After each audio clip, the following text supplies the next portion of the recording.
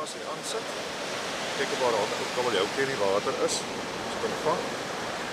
So ek gaan eers die chocolade gou 'n bietjie oopmaak en sy pens vasdraai.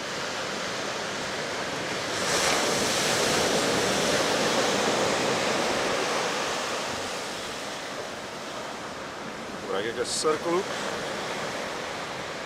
Wat 'n bietjie 'n ander manier van hy nou is. As jy hoor nou J-hoeke. Jy maak jou aas nou 'n bietjie anders op. So vat. Vasdraai.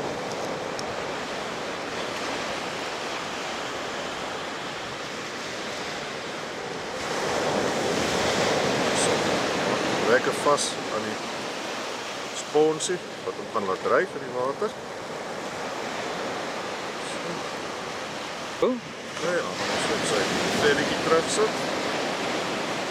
Dan weer mooi toemaak. Jy kan nou daar 'n stukkie visasie of so bysit as jy wil. Dan moet jy hom mooi vasdraai.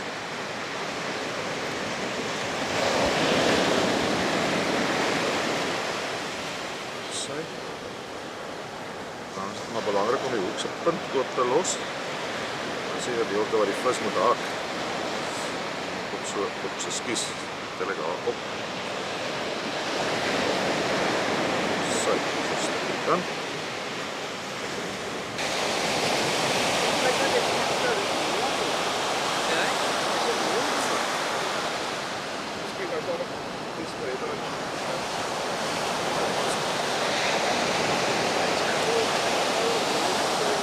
Nou gaan ons 'n stukkie kreefsterk aansit. Kyk of ons 'n galjoen kan vang.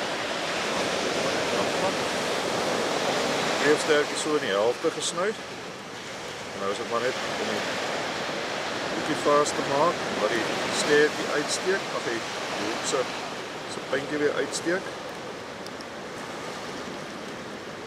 En ek hak hom net so deur want ek wil nou hê hy moet 'n bolletjie maak onder in die water. Sy. Afhaal.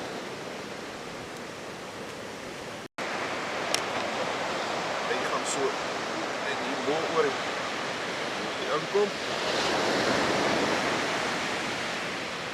Die hoek mooi toemaak en dan kan ek hom weer vasdraai.